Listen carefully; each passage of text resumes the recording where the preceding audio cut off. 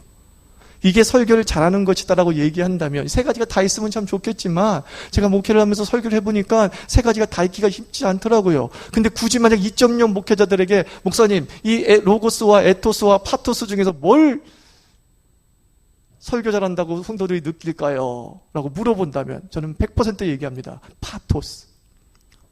어디에서? 대한민국에서는. 대한민국에서는 설교 잘하는 사람이 어떤 사람이냐? 세상에서 와, 저 사람은 정말 은혜를 끼치는 사람이야 라고 느끼게 만드는 아주 결정적인 방법, 파토스. 제가 아까 산물을 얘기한 분 있죠? 근데 그분에게 뭐가 있는 줄 아세요? 파토스 있어요. 설교 한번 들어보세요. 파토스 있어요. 짠해. 그래서 참 묻습니다. 그게 설교를 잘하는 것이냐? 라고 물어본다면 교계를 한번 가우뚱해야 되는 거죠. 결국 우리가 이 땅을 살아가면서 세 가지가 다 사실은 있어야 되는 거죠. 설교를 잘한다는 건 뭐라고요? 성경적으로 충실해야 되고, 설교를 잘한다는 건 뭡니까? 정말 백성들의 삶을 공감하고 하나님의 삶에 공감하고, 그리고 우리가 그 설교대로 살아가기. 참 이것이 전체에 아울러졌을 때 하나님의 종이다 라고 말할 수 있어야 되는데 우리는 어느 하나에만 너무 치중해 있는 모습을 보게 되죠. 전인격적인 목회자가 아니라 세상에서 쓸모있는 그 무엇인가가 눈에 들어오면 거기에 집중하게 되는 거죠. 만약 여러분들 정말 눈물 콧물 짜내는 설교자가 되기를 원하면 대한민국에서 뭐 하라고요? 파토스 하세요. 내용 없어도 돼요. 그 내용에 엄청난 감성을 한번 실어보세요. 아마 먹힐 겁니다. 절대 논리적으로 기승전결, 서론 본론 결론, 그거는요 성도를 졸기하는 기가 막힌 수면제예요. 내가 이렇게 잘 준비한 설교를 왜 못 듣지? 기승전결 논리가 대단한데 근데 제가 해보니까 다 졸아요. 다 졸아요. 근데 성도의 삶을 탁 하나 건드리고 그것에 대해서 안타까워하거나 기뻐하고 그러면 귀를 쫑긋 세우는 경우를 저는 종종 보게 됩니다. 굳이 뭘 하겠다 싶으면 제 경험상 파토스. 설교 잘하는 우리 한국의 목사들은 대부분 파토스입니다. 마틴 로이드 존스 목사의 설교를 듣고 은혜 받는 건 미친 사람이에요. 그건 한국 사람 아니야. 한국 사람 아니야, 그 사람은. 근데 우리 목사들의 문제는 뭐냐면 마틴 로이드 존스 목사님 설교 좋다고 그걸 읽고 있다는 사실이에요. 그리고 그걸 읽으면서 그대로 설교하려고 한다는 사실이죠. 자기가 대한민국 목사라는 걸 몰라. 자기가 조선 백성을 대상으로 설교한다는 것을 몰라. 그것은 영국의 상황인데. 그죠? 영국의 상황인데. 그래서 이 이야기 세 번째로 넘어가면 이겁니다. 설교의 능력은 그렇다면 기도의 양에 정비례하는가? 지금 우리가 다 한 번씩 들어봤던 얘기고 생각해봤던 얘기를 하고 있는 거죠, 지금 여러분. 제가 여러분과 전혀 동떨어진 얘기를 하고 있나요, 지금? 아니죠. 이걸 뭐라 그래요? 파토스 하고 있는 거예요. 그럼 제가 설교 잘하고 있죠, 지금? 비웃죠. 웃고 말죠. 그래요. 설교의 능력은 세 번째 이야기고 기도의 양에 정비례한다. 그렇죠. 목회하면서 제가 그럴 수 있고 그러나 그렇지 않을 수 있다고 전 두 가지 답이 나오더라고요. 설교의 대단한 능력이 기도의 양의 정비라는가? 그래. 아니, 그렇지 않을 때도 있던데? 라는 거죠. 설교 준비 자체가 기도이죠. 많은 시간을 할애하고 갈고 닦은 설교는 사실 현장에서 불이 붙는 게 사실입니다. 제가 부교육자 때 참 아이러니합니다. 여기 3.1교회잖아요. 3월 1일에 세워서 3.1교회인데 그 교회도 3월 1일에 세워서 3.1교회예요. 한 8년, 7년 동안 이제 선임 부교육자 생활을 하면서 설교 할당이 떨어지죠. 설교 할당이 저에게 떨어지면 저는 일주일 동안 목사가 뭐라고 하든 성도가 뭐라고 하든 장로가 뭐라고 하든 교회 출근 안 했어요. 그냥 말씀만 팠어요. 내가 다 죽여버리리라. 한마디 할 때 다 쓰러뜨리게 하리라. 다 진짜 열심히 준비했습니다. 일주일 내내 준비하고 외우고 정리하고 6장 분량을 다시 한 장으로 요약해보고 그리고 설교를 합니다. 그러면 거의 무언가로 설교하게 돼요. 정말 죽었어요. 청년들이 쫙 뒤집어졌습니다. 울고 웃기고. 기도했느냐? 아니요, 기도 안 했어요. 설교 준비만 했어요. 주님, 기도는 이렇게 해서 주님 하다가 싹 준비하고 주님 이렇게 준비하고. 우리가 말하는 소위 말하는 기도의 언어를 가지고 기도했느냐? 그러지 않았다고요. 그런데 역사가 벌어졌어요. 그때 전 얘기하는 거예요. 설교 준비도 기도입니다. 언어로만 하는 것이 우리가 설교의 능력을 더하는 기도가 아니라 설교 준비 자체가 기도입니다. 설교 준비 자체가 하나님 만나는 시간 아닙니까? 설교 준비는 하나님의 어전회의에 올라가는 거잖아요. 거기서 하나님께서 나에게 뭐라 말씀하시는 것을 전달받는 시간 아니겠어요? 그래서 그때 그래서 그래 이것도 기도구나 하고 깨닫게 되는 거죠. 기도를 정말 많이 했어요. 근데 저는 정말 대타설교 많이 했습니다. 거기서 툭 하면 대타설교예요. 정말 기도를 많이 했는데 대타설교를 해야 될 때 갑자기 1시간 전에 야 목사 아프다. 나 지금 배가 아프다. 젊은 설교 좀 맡아라. 어떻게 됐을까요? 난 기도 많이 했어요. 그 주간에 설교가 없기 때문에 기도를 너무 많이 했어요. 대략 난감. 말빨과 설교는 다른 거 아시죠, 여러분들? 아무리 말빨 좋아도요, 내용이 있기 때문에 말빨이 생기는 거예요. 전할 내용이 뭘 전할지 모르겠어. 거의 죽 쓰고 내려오죠. 수류탄이 있습니다. 수류탄에 화약이 가득 차 있습니다. 근데 그 화약에는 불이 붙어야 되죠. 그걸 내관이라고 하지 않습니까? 이 두 가지가 조합이 돼야 되는데 이번에는 불씨만 갖고 있는 내관만 있어. 내관을 던져봐요. 터집니까? 안 터져요. 왜? 화약이 없으니까. 내용이라는 게 그런 기능을 하더라고요. 기도가 불씨라고 한다면, 기도가 내관이라고 한다면 그 내관을 터뜨릴 내용이 있어야 될 거 아니에요. 불 붙여야 될 화약이 있어야 될 거 아니에요. 아니더라고요. 기도 많이 해도 아니더라고요. 제가 고등학교 2학년 때 저희 교회 부흥사가 왔습니다. 부흥사 와가지고 갑자기 2분 동안 아무 말도 안 해요. 말씀하십니다. 말씀하십니다. 미친놈이죠. 말씀하십니다. 그러니까 여러분들 신비주의에 빠진 사람들은 무당하고 비슷한 거 아세요? 점쟁이하고? 똑같아요. 여러분들 점 치러 가신 적 있으세요? 그걸 왜 묻냐고요? 내가 가본 적이 있어가지고. 목사도 갔을걸요? 네. 점쟁이들은 이래요. 이게 가짜가 아니에요. 이렇게 움직이는 거 아시죠?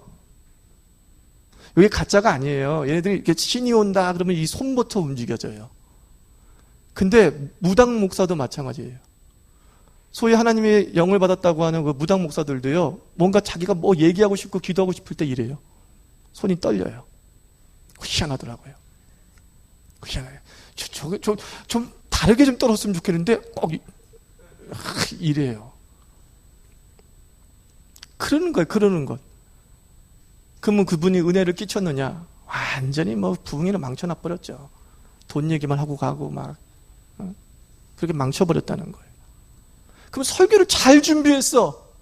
그리고 기도도 많이 했어. 그럼 여러분 역사가 일어날 것 같아요? 역사 일어납니까?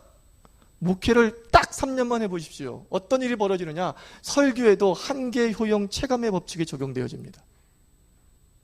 처음에는 너무 좋아서 이런 목사님 없다는 거예요. 제 설교를 듣고 막 다들 제자가 되려고 결심하고요. 주를 위해 살겠다고 얘기하고요. 은혜가 넘친다고 얘기하는데요. 6개월만 지나면 아멘이 안 나와요.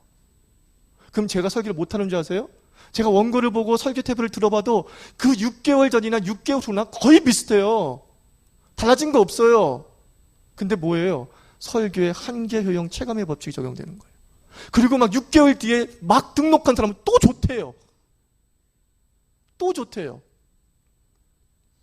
여러분의 설교가 무능하기 때문에, 지도가 적기 때문에, 준비가 적기 때문에 성도의 반응이 없다고 착각하지 마세요.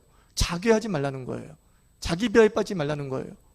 아무리 잘해도 성도들은 무디어질 수 있다는 거예요. 그 한 목사를 갖다가 1년, 2년, 3년, 4년을 계속 듣고 있으니까 좋은 줄 모르는 거예요. 좋은 줄 모르는 거예요. 그래서 여러분들이 성도의 반응을 보고서 내 설교의 가치를 결정하려고 하고 내 묵상과 하나님과의 만남의 질을 결정하려고 하면 여러분 다 어떤 마음만 드느냐? 나는 목사감이 아니에요.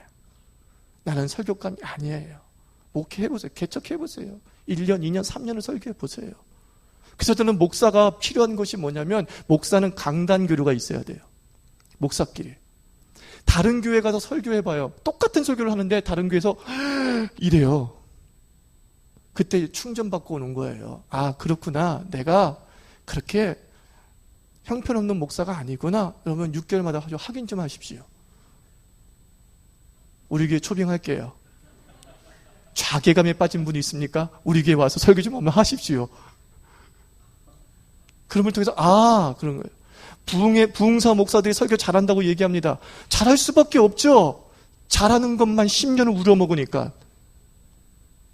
제가 한 달에 1회나 2회씩은 개척하고 4년 동안은 계속 집회를 나간 적이 있어요. 청년에 관련된 집회를. 저가 설교하면요 이래요. 몇천 명 교회 담임 목사인 줄 알아요. 제 설교를 듣고 나서. 그래서 제가 개척교회인데요? 그러면은 달라지는 거예요. 왜 그럴까요? 성령이 충만해서? 그건 물론이죠. 그건 물론이죠. 근데 제가 뭐예요? 잘하는 설교를 갖고 갔거든요. 불받은 설교 갖고 갔거든요. 그걸 가지고 재현해낸 거거든요. 여러분들은 설교 못하지 않습니다. 여러분의 성도만 못한다고 느낄 뿐이에요. 아시겠어요? 여러분 하나님의 사람입니다. 꼭 기억하십시오. 자기를 너무 초라하게 보지 않았으면 참 좋겠어요. 개척 1년 차에는 여러분은 하나님의 사람이 분명해요. 개척 3년 차에는 여러분은 마귀의 자식처럼 보일 때가 있어요. 그때 이건 유혹이야. 이건 나를 넘어뜨리려고 하는 거야. 이겨내십시오. 그리고 강단에 당당하게 서십시오. 한계 효용의 체감의 법칙에 길들여져 있는 우리 성도, 그래도 밥은 먹여야 될 거 아니에요. 그죠? 그래도 밥은 먹여야죠. 그리고 그 밥 한 숟가락 먹고 우리 성도가 포만감을 가지고 하루를 또 살아갈 거라고요. 감사는 모르겠지만 그래도 포만감을 가지고 살아가게 될 거라는 거예요. 그래서 여러분들 단독 목회를 하다 보면 이제 이 한계 효용의 체감의 법칙을 느끼는 성도를 향해서 더 좋은 설교와 더 의미 있는 설교와 더 독자적인 설교를 하기 위해서 애를 쓰고 싶은데 이제 어떻게 되느냐? 신방해야지, 독서해야지, 세미나 가야지, 가족 나들이 가야지, 각종 모임 해야지, 맥북반을 해야지, 해야 될 게 너무나 많은 거예요. 무엇보다 이 10편의 설교에 이제 쫓기기 시작을 하는 거죠. 그래서 설교 한 편을 위해서 준비할 시간, 기도할 시간이 이제 부족해지는 거예요. 그래서 생기게 되는 부작용. 설교 모방은 범죄이다. 설교 베끼기에 유혹을 받기 시작하는 거예요. 훌륭한 목사님의 설교를 베껴서 어떻게든 은혜를 끼쳐야지 라는 좋은 의도로 시작한 분도 계실 거예요. 나쁜 의도로는 게을러가지고 그렇게 되는 분들도 있겠지만 다 좋은 의도라고 봐요. 목사들이 설교 베끼는 이유 좋은 의도예요. 은혜를 끼치고 싶은 거예요. 그렇죠? 뺏겼잖아요. 그렇죠? 아니, 난 그런데. 난 정말 성도들이 좀 배불리 먹었으면 좋겠다는 마음으로 설교를, 다른 설교집을 기웃거리고 다른 분의 설교를 저 열심히 듣습니다. 뺏기는 유혹을 받죠. 타 목사의 설교집과 방송 설교를 이렇게 기웃거리게 되는 거죠. 같은 하나님, 같은 성경, 같은 본문으로 설교할 때 내용이 다르다면 누가 하나님의 말씀을 전한 거죠? 우리는 지금 어떤 강박관념에 빠져 있냐면 그 본문에 대해서 누군가 설교했으면 그렇게 설교하지 않아야 된다고 생각하거든. 그렇잖아요? 과연 그게 옳은 걸까요? 그게 정말 하나님이 원하시는 걸까요? 그리고 당신이 전하는 메시지가 하나님의 말씀이라는 보증이 어디 있는 거예요? 나는 베끼지 않았어 라고 얘기하는데 그 독창적인 설교가 하나님의 말씀이라는 증거가 뭐예요? 자기의 내적 증거만 있을 뿐이잖아요. 나는 베끼지 않았다. 그러므로 하나님의 말씀이다? 웃기지 마세요. 베끼지 않았기 때문에 하나님의 말씀이라고요? 웃기지 말라니까요. 그런 기준이 세상에 어디 있어요? 그건 자기에게만 성실한 거죠. 그러므로 여러분 보세요.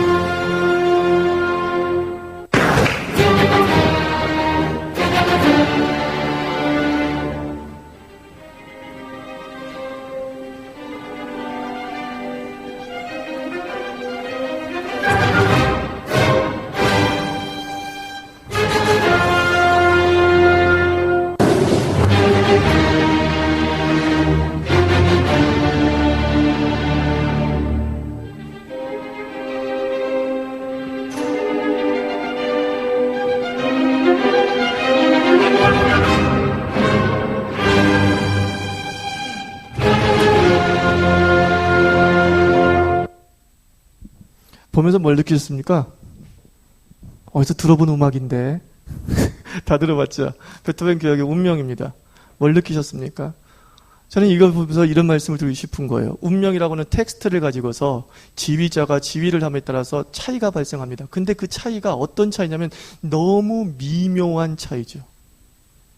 완전히 다른 차이가 아니에요. 같은 운명이라는 텍스트를 가지고서 지휘자가 달라짐으로 말미암아 음악이 완전 달라지지 않았죠. 그러나 달라지긴 달라졌죠. 그 차이는 미묘해요.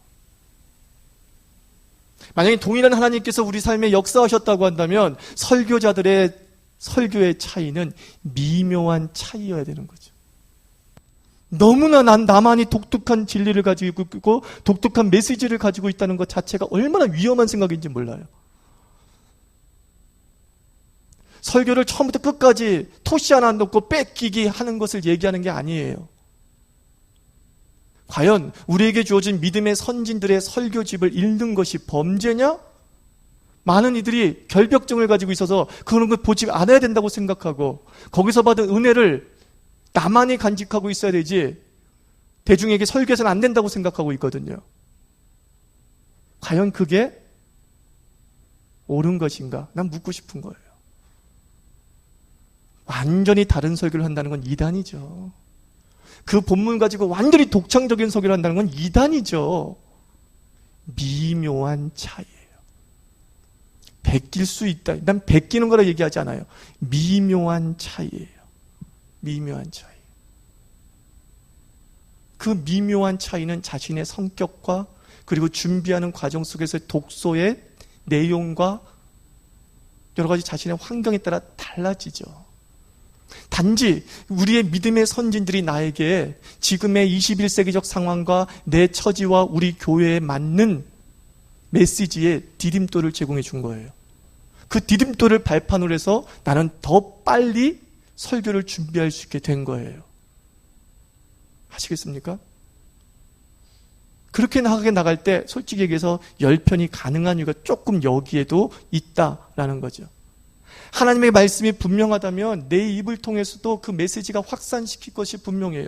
요즘엔 톱라이트 너무나 톱라이트 얘기해서 제가 지금까지 4권을 한번 읽어봤습니다만 제가 톱라이트를 읽으면서 느낀 게 뭐냐, 뭐가 독창적이라는 거야? 20%예요. 그 두꺼운 책에서 자기 이야기는 20%예요.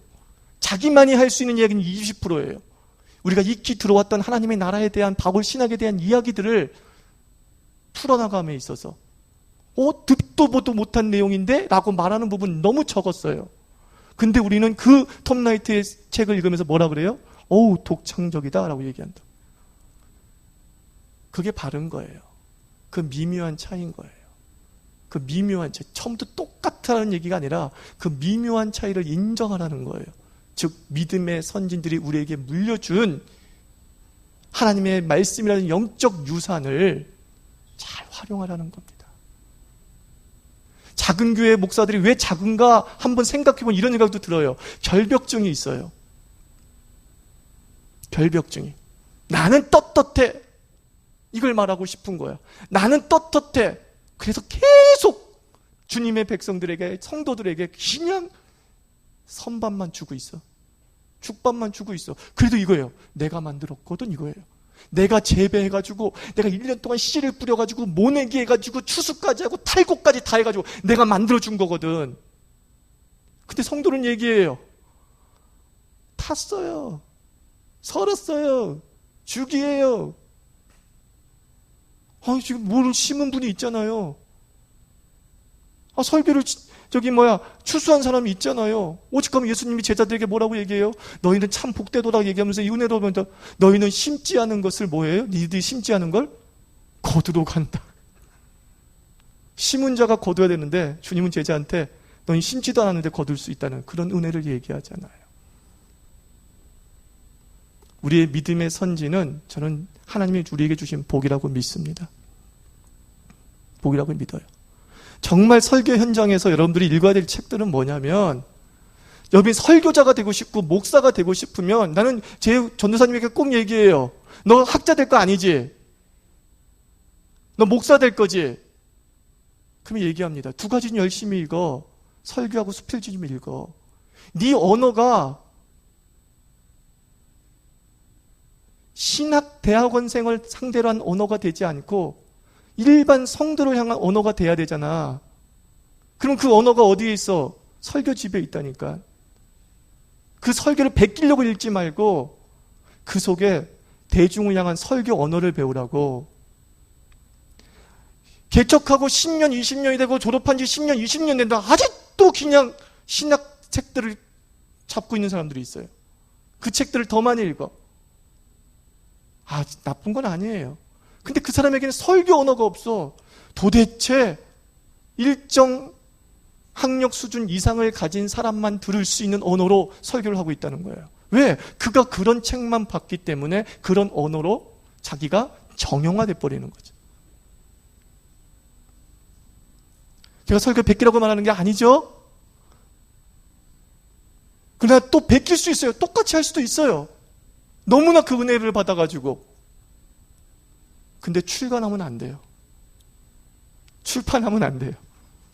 설교는 베낄 수 있어도 설교집은 안 되죠. 그건 완벽한 범죄죠. 완벽한 범죄. 그러나 하나님의 메시지라는 동일한 사고방식을 갖고 그것이 나에게 너무 은혜가 돼서 우리 성도가 나눠야 될 필요성이 있다고 한다면. 그래서 저는 이렇게 설교한 적이 있어요. 제가 이번 주에 아무개 목사님의 설교를 듣다 너무 은혜를 받았습니다. 저는 이 말씀을 꼭 나누고 싶습니다. 그리고 80%가 그 목사님이 설교한 내용이에요. 그 20%가 내 현장에 맞게끔 들어간 예화들이죠. 이렇게 설교한 적도 있습니다. 제가 이번에 책을 읽었습니다. 이 책이 너무 은혜로워서 저는 앞으로 이 책을 가지고 설교할 겁니다. 뭐냐? 영성에도 색깔이 있다. 그걸 테스트 삼아서 설교를 준비합니다.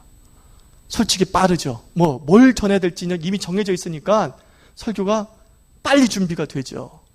빨리 준비가 되죠. 출처는 밝힙니다. 은혜 받은 걸 밝힙니다. 너무 은혜 받았기 때문에, 너무 좋은 내용이기 때문에 나 혼자 삭힐 수가 없어서 이런 방식으로 하다 보니까, 다시 말합니다. 설교 10편이 그렇게 어려운 것은 아니었더라. 고민해보라고 던지는 겁니다. 여러분들. 고민해보라고. 나도 이제부터는 그렇게 해야겠다. 그래, 그렇게 얘기하면 되지. 떳떳하게 읽은 책이에요. 그러면 하겠습니다. 이런 식으로 하는 얘기가 아니죠. 은혜도 받지 않았는데도 불구하고 당장 설교할 거리가 없기 때문에 이걸 설교하겠다라는 그런 얘기를 하는 게 아니죠. 그런 얘기를 하는 게 아니죠. 그러므로 5번째, 우리 설교를 힘들게 만드는 게 뭐냐? 설교는 성경적이어야 된다. 이게 너무 어려워요. 설교가 고충인 결정적인 이유라고 생각해요. 성경적 설교가 아니라 우리가 주예를 하려고 하기 때문이죠. 예전에 이런 말이 있잖아요. 통합이나 감리교회는 설교 잘하는 목사님이 많았다. 그렇게 얘기를 해요. 왜냐하면 감리교와 통합 쪽의 설교의 전통은 뭐였냐면 주일에는 무조건 제목 설교예요. 이게 감리교와 통합교의 전통이에요. 그러니까 전하고자 하는 주제를 잡고 그 주제에 맞는 성경 본문을 선택을 하죠. 이게 제목 설교라는 거죠. 사랑을 전하고 싶다? 이번 주에는 사랑이 필요한 거야. 그래서 사랑에 대한 본문을 뽑아요. 그리고 나서 설교를 해요. 얼마나 설교 준비가 쉬운 줄 아십니까? 주제를 가지고 설교한다는 게 굉장히 쉽습니다. 한 200여 가지의 주제는 계속 돌려먹어 써먹을 수도 있어요. 나쁜 설교인가요? 성경적 설교, 성경을 설교 구분해야 됩니다. 저는 그 감리교와 감리교와 통합주의 목사님의 설교가 매우 성경적이라고 봅니다. 왜? 성경적이라고 말할 때의 기준은 뭐냐면 조직 신학적이라는 얘기인 거예요. 우리가 익히 믿고 있는 바를 교리, 그것을 체계화시킨 게 조직 신학 아닙니까? 근데 주제라는 것은 사실 엄밀히 얘기해서 조직 신학적인 거예요. 그것을 전달함에 있어서도 조직 신학적 작업이 필요해요. 조직 신학은 뭐라 그래요? 성경적인 거잖아요. 성경적인 거잖아요. 근데 우리는 그런 설교를 해요. 저 본문 얘기해놓고서 앞뒤 얘기도 안 하고, 저 앞뒤에는 뭐가 있는데 왜 저 본문 하나 얘기하고서 설교 졌다 이래버리지? 라고 얘기해요. 글쎄요. 한번 우리가 고민할 필요가 있는 거예요. 그러다 보니까 제목 설교는 강해 설교보다 쉽거든요. 준비하기 되게 쉽습니다. 주제가 정해져 있고, 주제가 정해져 있기 때문에 예화도 어떻게 돼요? 쉽게 뽑히기도 하고, 여러 가지 상황들이 금방 만들어져요. 그리고 자료는 얼마나 풍성한지요. 조금만 노력하면은 금방 설교를 준비하게 되는 거죠. 그러나 저는 이 설교도 하나님이 주신 메시지라고 믿어요. 성경적이다. 성경적인 것과 성경을 설교하는 것을 좀 구분하자. 구분하면 좀 우리가 자유로워지지 않을까 하는 생각인 거예요. 본문의 앞뒤 문맥을 따지는 주혜적 성격을 가지고 있는 강해 설교 필요하다. 하지만 성경 전체가 드러내고자 하는 의미의 조직신학적 제목 설교도 역시 우리에게 필요하다. 다양하게 설교의 방향을 정하게 될 때에 무한한 영감을 우리가 접하게 되는 거예요. 사실 본문에 없는 말 하는 설교자는 거의 없잖아요. 우리는 이런 얘기를 많이 하죠. 밑도 끝도 없는 설교 중에 하나가 믿는 자에게 능치 못할 일이 어디 있느냐? 그 설교를 갖다가 밑도 끝도 없는 설교라고 얘기하잖아요. 저건 본문을 따지면 앞에는 지적하기를 배웠다는 등 낮은 자의 처한 모습도 있었다는 등 그런 가운데서 내가 모든 것을 할 수 있다라고 하는 것인데 라고 얘기해요. 근데 어떤 분은 그걸 하나 가지고서 하나님을 믿으면 우리가 모든 것을 감당할 수 있고 적극적으로 이 일을 이룰 수 있습니다. 설교해요.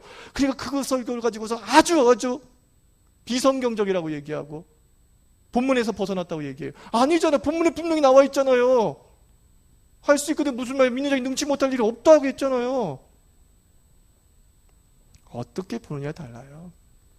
그러면 그분이 그걸 가지고서 하나님 믿지 않고 내가 믿음만 있으면 마인드 컨트롤만 하면 된다라고 했을 때 문제가 되겠죠. 하나의 본문의 어떤 시각을 가지고 있느냐에 따라 달라지는 거예요.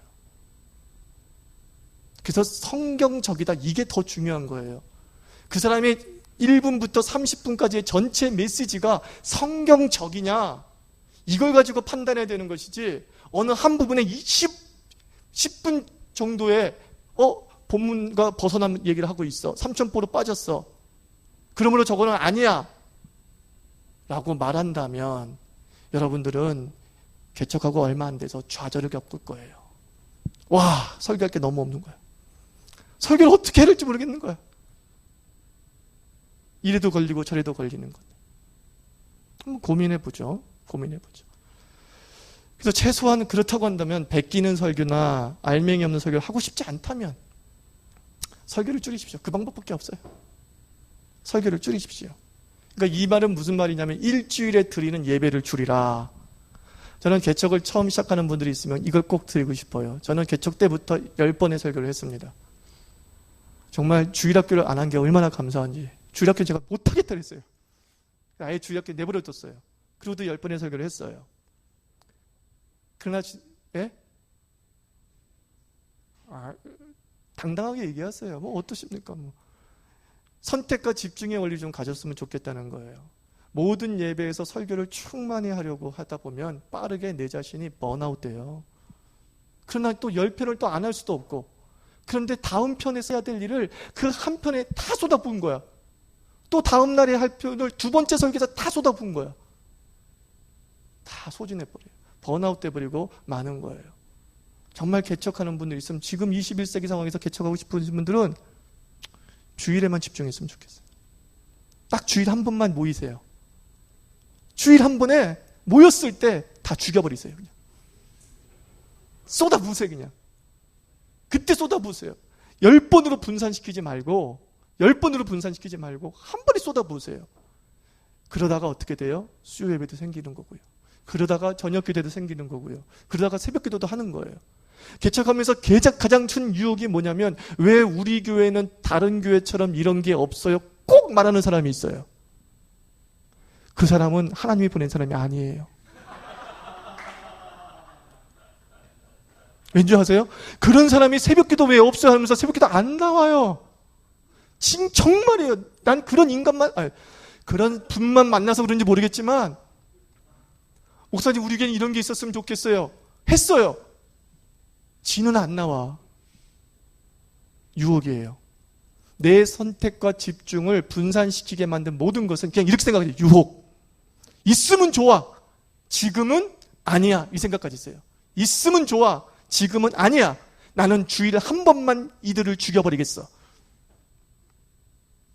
이 생각 갖고 집중한다면 설교에 대한 부담이 당분간 줄어들죠. 개척 초기에 마음도 무너져 있는데 보세요. 한두 명 앉아있고 많아야 10명 앉아있을 때 마음이 무너져 있잖아요. 마음이 무너져 있는데 그 무너진 마음을 가지고서 새벽기도 한 명 딱 앉혀놓고 한다고 생각해 보세요. 저는 그렇게 했어요. 안 나왔는데도 불구하고 내가 녹음해서 올려야 되기 때문에 설교를 했어요. 저는 지금 보면은 정신 나간 놈이에요. 새벽 기도를 하다가 깜짝 놀랄 때가 있어요. 이거는 주일날 했어야 될 설교인데 너무 좋은 거야. 너무 좋은 건데 주일날 했어야 되는데 생각이 드는데 서너 명이 들었단 말이야. 서너 명이 들은 것 때문에 또 양심의 가책을 느끼는 거야. 저 서너 명이 들었는데 하면 또 반복한다 뭐라 그러겠지? 이놈의 진보의 결벽증. 진보가 왜 크지 못하느냐? 이 결벽증 때문에. 그래서 안 하고 넘어가 버리는 거예요. 그리고 주일날 죽 써버리는 거예요. 새벽 기도를 했으면 이건 밥인데 새벽 기도 때 했던 걸 안 하고 다른 걸 해보려니까는 그날 죽이 되기도 한다는 거예요. 그래서 개척하시는 분들 있으시면, 또 지금 개척해서 조금 전권을 휘두르시는 분이 계시다면 설교를 줄이기 위해서 예배를 줄이십시오. 예배를 줄이세요. 그리고 전 소그룹 인도를 잘했으면 좋겠어요. 저는 부목사들이 계시다고 한다면 부목사들은 예배 인도법 배우지 마세요. 내가 있는 교회 300명, 500명, 1000명, 2000명 교회에서 예배 인도하는 거 쉬워요, 여러분.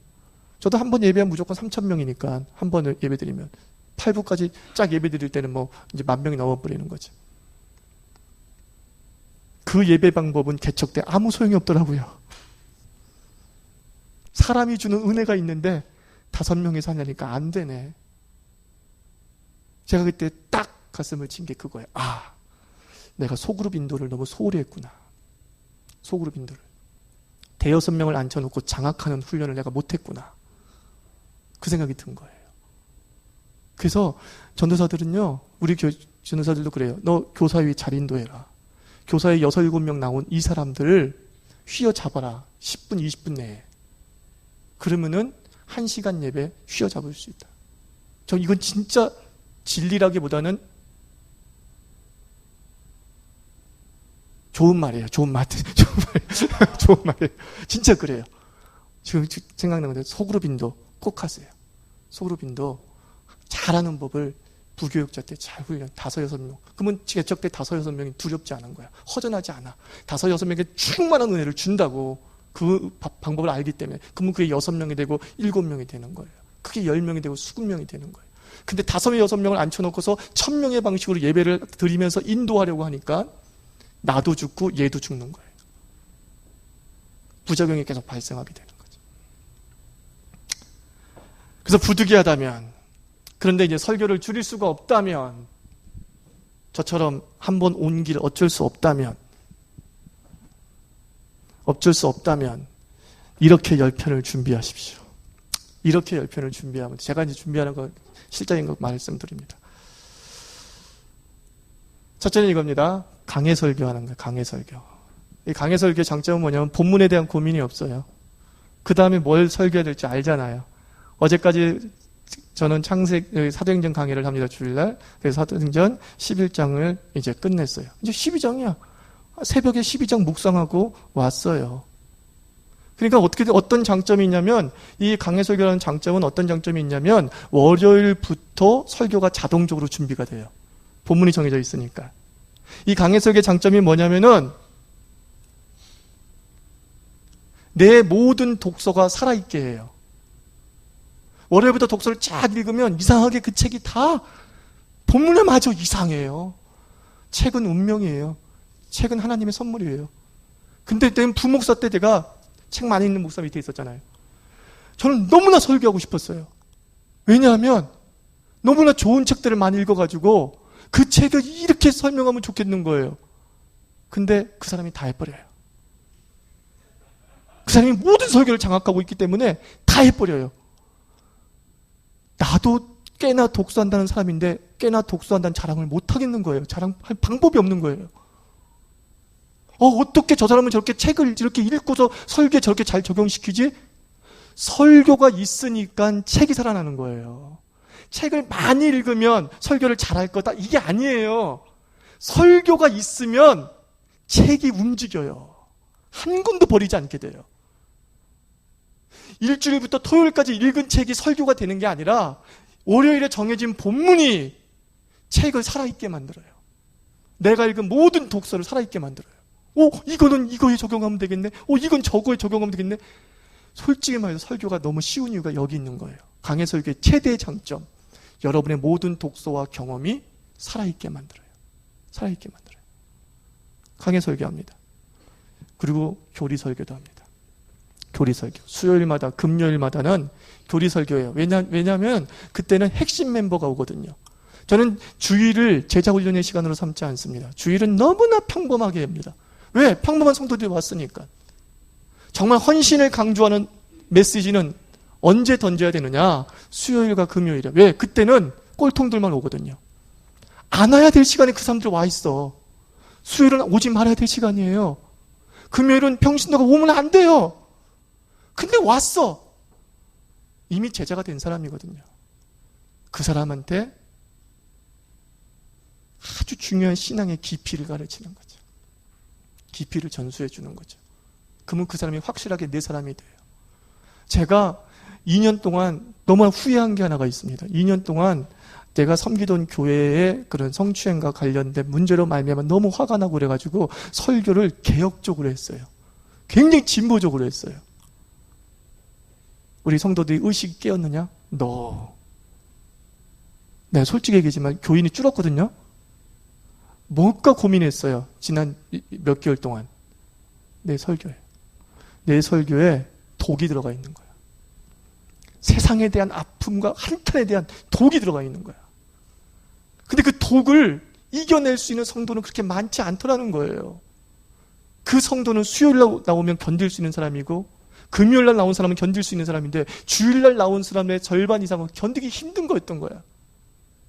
근데 그들에게 진보 필요를 심어준 거야. 진보가 너무 필요한 거야. 이따의 목사가 있고 이따의 교회가 있고 하나님의 나라가 어떤 나라인데 깨달았어요. 2.0 가입한 걸 후회했어요. 이게 뭐지? 내가 무슨 사고방식을 갖고 있는 거지? 생각해보라는 거예요. 세 번째, 인사이트 설교합니다. 여러분, 저녁 예배 같은 경우 제가 주로 인사이트 설교해요. 저녁 예배는 뭐냐면 책을 읽거나 설교를 듣거나 설교를 읽거나 하면은 이게 참 너무 좋다 하는 부분이 있어요. 여러분들 설교 정학에서 가장 힘든 게 주제 잡기죠? 주제만 잡히면 풀리는 거 아시죠? 아닌가? 난 그렇던데. 네. 아니면 말고. 하여튼 주제만 내가 뭘 전할 것인가라는 것만 잡히면요. 살 붙이는 게 되게 쉬워져요. 인사이트란 바로 그거예요. 그래서 설교를 듣다 보면은 주일 설교 같은 경우는 거의 독창적이에요. 근데 이 설교 같은 은혜가 되는 설교가 있단 말이죠. 예를 들면 지난주 설교는 뭐였냐면 오스왈드 챔버스의 순례자의 노래라는 책이 있죠. 그 책을 읽고 있는데 시편 121편 묵상이 너무 와닿는 거야. 거기서 산이라고 하는 의미가 이렇게 표현합니다. 이 산이 그냥 산일 수 있고 어떤 사람에게는 목표일 수 있고 어떤 사람에게는 이 산이 오를 수 없는 위인들로 느껴지는 산일 수 있을 것이다. 이제 이런 메시지가 나와요. 거기서 딱 그걸 캐치한 거예요. 그래서 난 핵심을 어디다 찍었느냐? 당신이 이 난관을 극복하기 위해서 수많은 산과 같은 존재의 사람들을 만나고 있을 것이다. 이 문제는 저 산과 같은 사람이 해결해 주겠지. 이 문제는 이미 위대한 일을 이룬 저 목사님이 이루어지겠지. 이 문제는 저 2.0의 좋은 사람들이 해결해 주겠지. 우리는 산을 찾고 있다. 그러나 그 산 때문에 결국 절망하는 시인을 보게 된다. 시인은 그 뒤에 이렇게 얘기한다. 천지를 지으신 여호와께로다. 나의 도움이 여호와께로다. 나는 여러분들이 산과 같은 존재를 보면서 좌절을 느끼기를 원합니다. 우리는 산과 같은 존재가 되지 못합니다. 그러나 그 산을 만드신 하나님을 만날 수 있습니다. 이런 식으로 연결했어요. 할렐루야. 박수. 다 박수 치는 거예요. 이럴 땐 파토스 좀 하세요. 그러니까 설교가 일단 편하게 지내죠. 그 다음에 저녁 예배의 장점은 뭐냐면 성도들이 완전히 릴렉스 돼 있어요. 풀려 있어요. 알아요? 주일 낮 설교가 왜 어려운지 아십니까? 주일 낮 예배가 어려운 이유는 성도들이 경직되어 있어요. 그게 첫 번째 예배이기 때문에. 굉장히 경직되어 있어요. 그래서 그 첫 번째 예배를 위해서는 예배를 찬양을 많이 드려야 돼요. 풀어야 돼요. 몸을 풀어야 돼요. 근데 저녁 예배는 다 풀려 있는 상태예요. 그래서요, 그냥 얘기하면 좋대요. 감사하대요. 그렇게 넘어가요. 그리고 새벽 기도는 어떻게 하느냐? 성경 통독을 합니다. 1장부터 읽어나가는 거예요. 첫날은 1장, 둘째 날은 창세기 2장, 셋째 날은 3장. 그래서 지금 저희는 창세기 성경을 일독하고 이제 이독지에 들어가야죠. 새벽 기도 계속 하는 거니까 이독지에 들어가는 거죠. 그러니까 고민이 없어요. 새벽에 무슨 설교할 필요가 없어요. 새벽에 뭔 설교하면 돼요? 2장을 설교하면 돼요. 내일은 무슨 설교하면 돼요? 3장을 설교하면 돼요. 그 3장은 읽어요. 그냥 한 장 쫙 읽어요. 그냥 한 10분 읽어요. 같이. 그리고 나서 저는 한 10분 스피치해요. 이것의 의미는 이겁니다. 이것의 의미는 저겁니다. 라고 얘기를 해요. 거기서 무슨 주의하려고 하지 않아요. 히브리어로 이것은 저쩌고 새벽에 졸려 죽겠는 사람을 갖다가 가뜩이나. 그죠? 그냥 이런 설교입니다. 편안하게 합니다. 그리고 설교 준비의 선택과 집중. 신학교에서 배운 설교 작성법, 모든 설교에 그렇게 작성할 수 없어요. 그러므로 한 번 개척할 때 한 번만 설교할 기회가 주어질 때 그때 모든 걸 감당을 하면 그게 습관이 되더라고요. 설교 준비법이 습관이 돼요. 그래서 저절로 그렇게 돼요. 아마 목회 오래 하신 분은 다 아실 거예요. 제 말이 무슨 말인지. 그죠? 이재 목사님 아시겠죠? 이 준비법이 습관이 돼가지고 목회한 지 얼마 안 됐잖아. 양민철 목사님께 여쭤봐야 될걸 내가. 아유, 햇병아리께서 왜 이러시나. 이 몸에 체득이 돼요. 그래서 처음 설교를 잘하는 사람이, 첫 설교를 잘하는 사람이 나중에도 설교를 잘한다고 말하는 이유가 뭐냐면 첫 설교 준비법을 알기 때문이에요. 네가 어디서 떨어는, 네 첫사랑이 어디서 떨어는지를 알라 그러잖아요. 만약에 설교가 안 되고 슬럼프에 빠지면 내가 가장 설교를 잘했을 때를 떠올려 보세요. 그리고 그땐 어떻게 준비했지 떠올려 보세요. 그리고 그대로 한번 해보세요. 회복이 됩니다. 회복이 됩니다. 그게 첫 설교를 잘한 사람이 계속 설교를 잘한다는 의미예요. 자신의 패턴이 잘하게끔 준비 과정이 체득화된 거죠. 체득화된 거죠. 근데 이것을 모든 설교에 감당하지 말고 한 편이라도 제대로 그렇게 해나가면 나중에 10편 모두에게 그렇게 적용이 되는데 그 방법이 빨리빨리 떠오른다는 거예요. 주제 잡는 게 빨리 떠오르고요. 살 붙이는 게 빨리 되고요. 책을 연결시키는 아리스토텔레스 말처럼 링크하라 그러면 기적이 일어나리라. 링크가 기가 막히게 저절로 되는 때가 오죠. 티핑 포인트, 임계점 이런 데가 오거든요. 그러나 처음부터는 설교 작성법을 참 잘해야겠더라고요. 그것만큼은 분명하더라고요. 처음 설교 거기에 온 힘을 기울이면 나중에 그게 큰 도움이 되는데 이제 나중에 이제 또 개척을 많이 했더라도 설교를 많이 하게 될 경우엔 선택과 집중으로 그런 원칙적인 설교 준비를 모든 설교에 다 적용하면 굉장히 낭패를 겪을 수 있다라는 것 기억하십시오. 그리고 저는 설교 준비를 이렇게 합니다. 5분 설교. 30분 설교를 준비한다고 생각한 적이 한 번도 없어요. 30분에는 5분 설교가 6편이 들어가 있는 겁니다. 5분 설교를 준비합니다. 그래도 그날은 6편의 설교가 딱 들어가서 30분이 되기도 합니다. 근데 어느 날은요 4편밖에 안 나올 때도 있어요. 5분짜리가. 그러면 20분 설교합니다. 근데 중요한 건 설교를 할 수 있도록 된다는 거예요. 통으로 나온다는 거예요. 15분짜리든 5분짜리든. 근데 어떤 분의 설교를 들어보면 제가 이런 얘기 제가 하지만 우리 한국에서 대중적이라고 하는 목사들의 설교를 들어보면 그분들은 정말 중요한 메시지가 있는데 그분들은 자다가 깨고 들어도 설교가 이해가 돼요. 왠지 아세요? 그분들은 서론 본론 결론이 없어요.